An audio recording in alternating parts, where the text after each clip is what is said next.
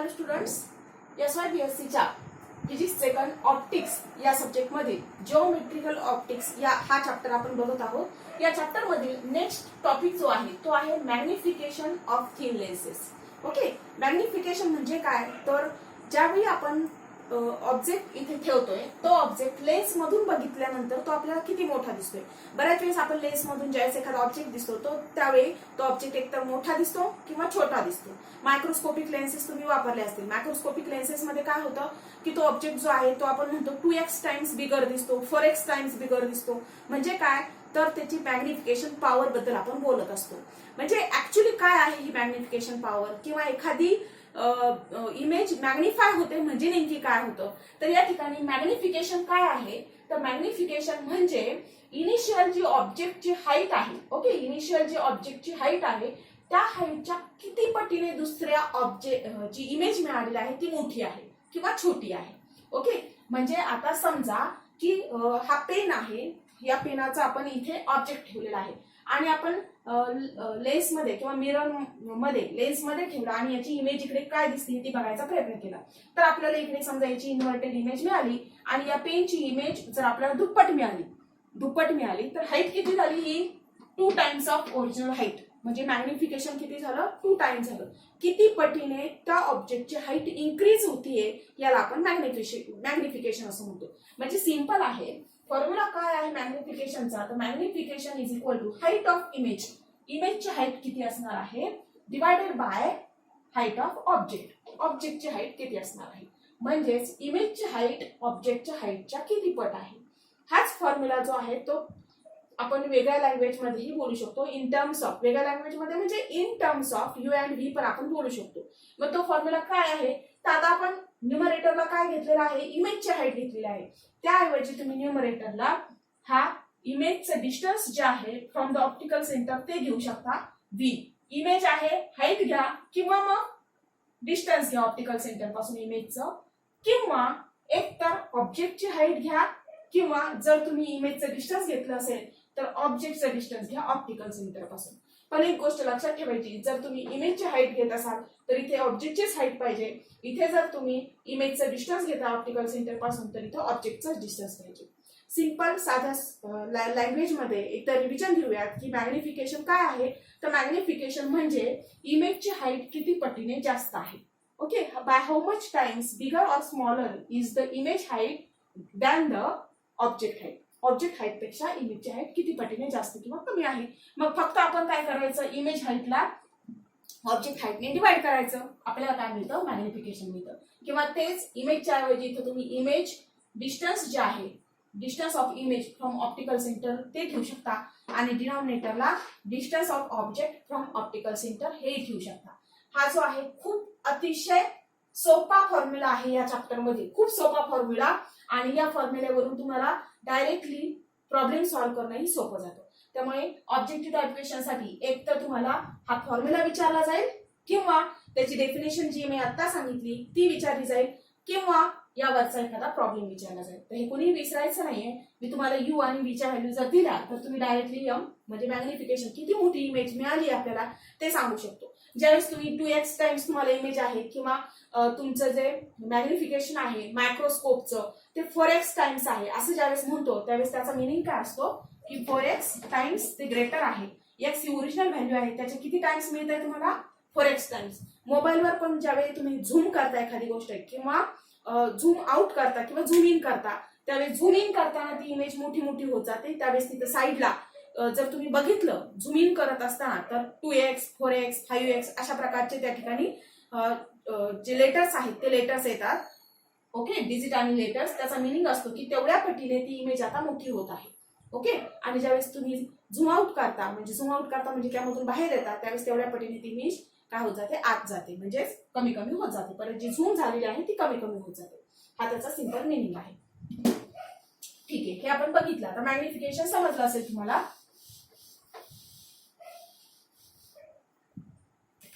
Next part बघूयात मग आपण. सेकंड पार्ट काय आहे, power of the thin lens. खूप सोपा टॉपिक आहे हा सुद्धा. पॉवर म्हणजे काय, तर P is equal to 1/f. Power of thin lens बद्दल बोलतोय आपण, दुसरा पॉवर बद्दल बोलत नाही आपण या ठिकाणी. मेकॅनिक्स बद्दल बोलत नाही, ऑप्टिक्स बद्दल बोलते. मेकॅनिक्स मध्ये पॉवरचा मिनिंग जो आहे त्याचे फॉर्म्युले वेगळे आहेत. ऑप्टिक्स मध्ये पॉवर म्हणजे कशाची पॉवर? लेन्सची पॉवर. तर लेन्सची पॉवर काय आहे? लेन्सची पॉवर आहे 1/f, म्हणजे inverse of focal length. Focal length तुमची जेवढी असेल त्याचा तुम्ही जर इनव्हर्स केला तर तुम्हाला काय मिळणार आहे? पॉवर मिळणार आहे. पण बघा इथे छोटासा ट्विस्ट आहे. काय ट्विस्ट आहे? की फोकल लेंथ नेहमी कशामध्ये घ्यायची? तर मीटर मध्ये घ्यायची. Okay, focal length is always in metre. ज्यावेळी तुम्ही ही मीटर मध्ये घ्याल then P will be in diopter. तर आता या ठिकाणी P जो आहे ते त्याचं युनिट जे आहे ते डायोप्टर आहे. डायोप्टर हे P चं युनिट आहे आणि मीटर हे फोकल लेंथ युनिट आहे. जर फोकल लेंथ आपण नेहमी बघतो की U जे आहे ते सेंटीमीटर मध्ये दिलेलं असतं, V जे आहे ते सेंटीमीटर मध्ये दिलेलं असतं. मग F काय मिळतो आपल्याला? सेंटीमीटर मध्ये मिळतो. तो किती आहे? समजा 20 सेंटीमीटर आहे, तर मग F घेताना कसा घ्यायचा? 20 सेंटीमीटर म्हणजेच जर तुम्ही काढलं हे 20 × 10⁻² मीटर. ओके, कारण सेंटीचा मिनिंग होतो 10⁻². मीटरला मीटर तसंच ठेवलं आपण. सेंटीमीटर म्हणजे 20 × 10⁻² मीटर, म्हणजेच F किती आला? 0.20 मीटर. मग त्याची पॉवर काय येणार आहे? P is equal to 1/0.20. Decimal point सरकूयात आपण. 2 डिजिट आहे, 2 डिजिटने डेसिमल पॉईंट जर डिनॉमिनेटरला सरकवला तर न्यूमरेटरला पण सरकवायचा. 100/20 म्हणजे किती आली? 5 डायोप्टर. ओके, म्हणजे याचा अर्थ 20 सेंटीमीटर फोकल लेंथ असणारा जर लेन्स असेल तर त्याची पॉवर किती असते? 5 डायोप्टर असते. मग यावर क्वेश्चन काय विचारला जातो? तर हेच की formula inverse of focal length is called as it is called as power of the lens. Okay, options दिलेले असतील magnification, power, deviation. Okay, none of the above. तर उत्तर काय असणार आहे त्याचं? Inverse of a focal length is called as power and the unit of power is dioptre. Second question is unit of power is dioptre. If the focal length is given in meter, the power is given in diopter. If the power is given in diopter, then the focal length is in options असतील metre, centimetre, millimetre, decametre. तर right option काय असेल? जर power dioptre मध्ये दिलेली असेल तर focal length कशामध्ये असणार आहे? नेहमी मीटर मध्ये असणार आहे. ओके, आता सेकंड क्वेश्चन काय विचारला जाऊ शकतो? तो प्रॉब्लेम वरचा. प्रॉब्लेम मध्ये काय? तर समजा डॉक्टर जे आहेत ते डॉक्टर्स तुम्हाला प्रिस्क्रिप्शन देतात.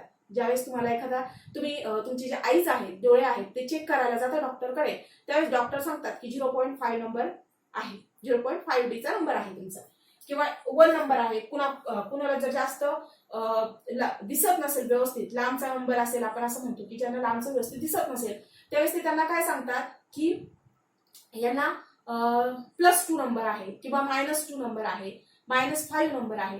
तर त्याचा मिनिंग काय होतो बघा? जर तुम्हाला असं सांगितलं असेल किंवा तुमच्या प्रिस्क्रिप्शनवर असं लिहिलेलं असेल -0.5, ओके, एका डोळ्याचा नंबर दिलेला असेल समजा -0.5D असा दिलेला असेल, असंच लिहिलेलं असतं प्रिस्क्रिप्शन मध्ये. तर याचा मिनिंग काय होतो? मायनसचा मिनिंग होतो की जो फोकल लेंथ आहे ती कोणत्या साईडला आहे? लेफ्ट साईडला आहे. साधा सिंपल लँग्वेज मध्ये बघा, P आलाय -0.5. ओके, दिलेला आहे. आपल्याकडे काय आहे formula? P is equal to 1/f. F हा लेफ्ट साईडला आला, इथे डिनॉमिनेटरला आहे, तो ज्यावेळी लेफ्टला येईल तो न्यूमरेटरला जाईल. P हा न्यूमरेटरला आहे, राईट साईडला गेला तो खाली जाईल म्हणजे डिनॉमिनेटरला जाईल. ओके, मग F is equal to 1/P म्हणजे 1/0.5. ओके, P ची व्हॅल्यू टाकली मी -0.5. ठीक आहे, मग इथे मायनस नाही, एक डेसिमल पॉईंट खाली सरकवलाय, डिनॉमिनेटरला न्यूमरेटरला पण सरकवा. 10/5. एक निदर्शांक चिन्ह सरकवलं, इथे 5 होईल, इथे एक निदर्शांक चिन्ह सरकवण्यासाठी इथे 0 लागेल म्हणून 10/5. मग 10/5 किती झाला? -2. -2 आणि मी तुम्हाला सांगितलं हे डायोप्टर आहे म्हणजे काय झालं? -2 मीटर. ओके, मग -2 मीटर याचा मिनिंग काय झाला की असा लेन्स बनवायचा आहे की ज्या लेन्सची फोकल लेंथ किती पाहिजे? -2 मीटर. पण मायनस चिन्हाचा मिनिंग काय असतो? मायनस म्हणजे लेफ्ट साईडला. मग लेफ्ट साईडला कॉन्व्हेक्स लेन्सचे फोकल लेंथ कोणत्या साईडला आहे? राईट साईडला. कन्वर्ज होते इमेज. ओके, आणि जो कॉन्केव्ह लेन्स असतो त्याची इमेज जी आहे ती डायव्हर्ज होते. मग हा जो नंबर असतो -2 ऑब्जेक्टिव्ह टाईप साठी लक्षात ठेवा, जर मायनस नंबर असेल तर तो लेन्स कोणता असतो? Concave lens. ओके, -2 असेल तर कॉन्केव्ह लेन्स, आणि हीच जर एफ ची व्हॅल्यू जर पॉझिटिव्ह मध्ये आली तर तो कोणता असेल, कॉन्व्हेक्स लेन्स. एफ ची व्हॅल्यू जर पॉझिटिव्ह मध्ये आली तर तो आला कॉन्व्हेक्स लेन्स, एफ ची व्हॅल्यू जर निगेटिव्ह आली तर तो आला कॉन्केव्ह लेन्स. म्हणजे या टॉपिक मध्ये ऑब्जेक्टिव्ह टाइपचा क्वेश्चन काय असेल, if the focal length is negative the lens is concave lens, if the focal length is positive the lens is convex lens. Okay, हे जे आहे हा महत्वाचा टॉपिक आहे, power of the thin lenses.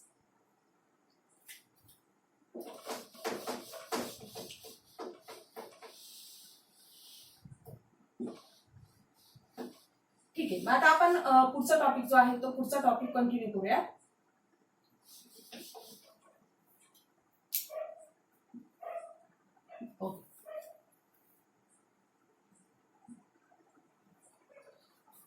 Third topic आहे आपला deviation of thin lenses. Deviation of thin lenses. What is mean by deviation? तर आता आपण बघतोय, समजा हा लेन्स आहे, ऑब्जेक्ट हा मोठा दाखवण्याच्या ऐवजी पॉइंट ऑब्जेक्ट दाखवायचा, जसं तुमच्या बुक मध्ये दाखवलंय. तर हा या ठिकाणी पॉइंट ऑब्जेक्ट ठेवलेला आहे. पॉइंट ऑब्जेक्ट काय झालं की यापासून जो रे निघालेला आहे तो रे इथपर्यंत गेला, म्हणजे हा झाला इन्सिडेंट रे, आणि ज्यावेळी तो डेव्हिएट झाला तो अशा पद्धतीने डेव्हिएट झाला. ओके, कारण आपल्याला माहितीये कॉन्व्हेक्स लेन्स मध्ये तो कन्व्हर्जिंग लेन्स असतो, म्हणजे त्यावर पडलेले रेज तो काय करतो, कन्व्हर्ज करायचा प्रयत्न करतो.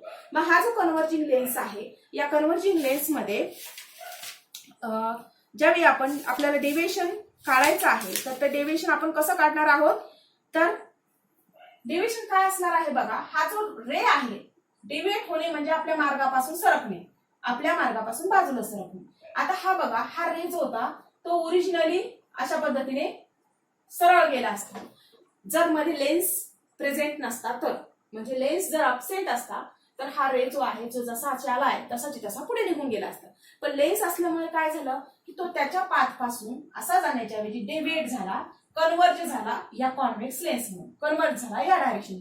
तो किती अँगल मध्ये कन्व्हर्ज झाला, तर हा अँगल जो आहे त्या अँगलला आपण म्हणूयात अँगल डेल्टा. ओके, हा अँगल आहे डेल्टा. आता हा जो इन्सिडेंट रे आहे, इन्सिडेंट रे, या इन्सिडेंट रेने या प्रिन्सिपल ऍक्सिस बरोबर तयार केलेला जो अँगल आहे त्या अँगलला म्हटलं गेलंय अल्फा. ओके, हा आहे प्रिन्सिपल ऍक्सिस, हा अँगल आहे अल्फा, हा अँगल आहे बीटा. इन्सिडेंट रेने प्रिन्सिपल ऍक्सिस बरोबर या ऍक्सिस बरोबर जो रे अँगल तयार केला तो आहे अँगल अल्फा, आणि डेव्हिएटेड झालेला जो रे आहे, हा डेव्हिएट झालेला रे आहे, त्या रेने प्रिन्सिपल ऍक्सिस बरोबर तयार केलेला अँगल किती आहे, बीटा. ओके, हा अँगल झाला बीटा, हा झाला अल्फा आणि हा झाला डेल्टा. आता हा जर ट्रायंगल तुम्ही बघितला, एवढा ट्रायंगल, या ट्रायंगल मध्ये हा एक्सटेरियर अँगल. ओके, हा ट्रायंगल आहे, हा एक्सटेरियर अँगल. आता आपल्याला माहिती आहे की कोणत्याही ट्रायंगल मध्ये अल्फा, बीटा आणि समजा हा एक आहे अँगल, तर या तीन कोणांच्या मापांची बेरीज म्हणजे the sum of all angles of the triangle is 180 degree, right. Then alpha plus beta plus थोड्या वेळासाठी आपण याला गॅमा म्हणूया. गॅमा किती होतो टोटल मिळून 180 डिग्री, सॉरी 90 नाही 180 डिग्री. Okay, 180 degree. पण आता हा अँगल हा कोणता आहे, डेल्टा. इथे हा डेल्टा आहे, हा आपण गॅमा मानलाय. पण आपल्याला काय माहितीये की गॅमा प्लस डेल्टा हा लिनियर अँगल आहे, दोन्ही हे लिनियर आहे. ही लाईन आहे आणि यापासून तयार झालेले हे दोन अँगल्स आहेत, म्हणजे delta plus gamma is equal to 180 degree. मग आता आरएचएस कम्पेअर करा, 180 ला 180 आहे म्हणजे याच्या अर्थ एलएचएस सेम असणार. एलएचएस सेम जर असेल तर बघा काय येते, alpha plus beta plus gamma, alpha plus beta plus gamma is equal to delta plus gamma. Okay, हा प्लस गॅमा आहे, राईट साइडला गेला मायनस गॅमा होईल, प्लस गॅमाला मायनस गॅमा कॅन्सल झाले. याचा अर्थ डेल्टा काय असतो, अल्फा प्लस बीटा. की कोणत्याही ट्रायंगलची प्रॉपर्टी आहे की एक्सटेरियर अँगल जो आहे तो त्याचा जो हा लगतचा कोन आहे, ऍडजसंट अँगल आहे, तो अँगल सोडून उरलेले जे अँगल्स आहेत त्या अँगलच्या सम इतका असतो, म्हणजे delta is equal to alpha plus beta. हे झालं आपलं पहिला यातला पॉइंट की delta is equal to alpha plus beta. Is तुम्हाला काय दिलेलं असेल, इन्सिडेंट अँगल दिलेला असेल किंवा इन्सिडेंट रेने प्रिन्सिपल ऍक्सिस बरोबर तयार केलेला अँगल दिलेला असेल, डेव्हिएटेड रेने प्रिन्सिपल ऍक्सिस बरोबर तयार केलेला अँगल दिलेला असेल, तुम्हाला डेव्हिएशन अँगल विचारला जाईल. डेव्हिएशन अँगल काय असणार आहे, फक्त या दोन्हीची बेरीज. ओके, तो डेरिव्हेशन अँगल असणार.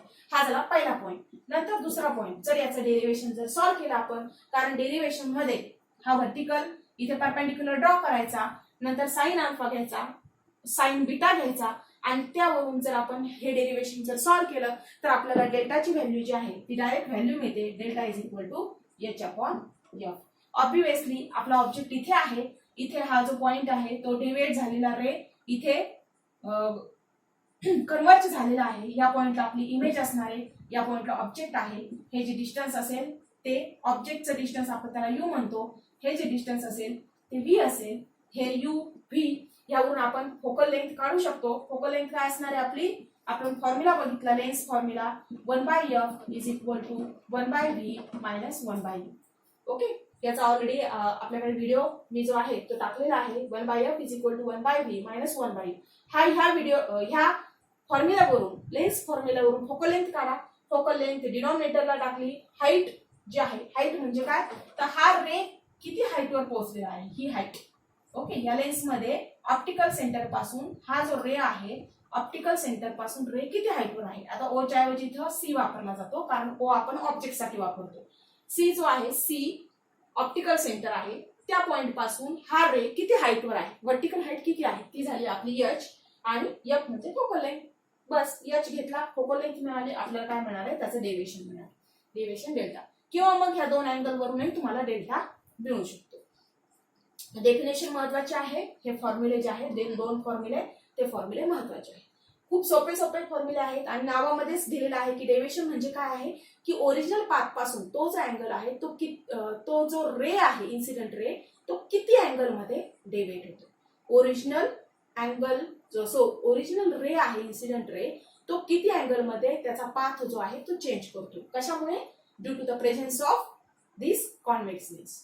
ओके, हे ते तीन टॉपिक होते, मॅग्निफिकेशन, पॉवर आणि डेव्हिएशन.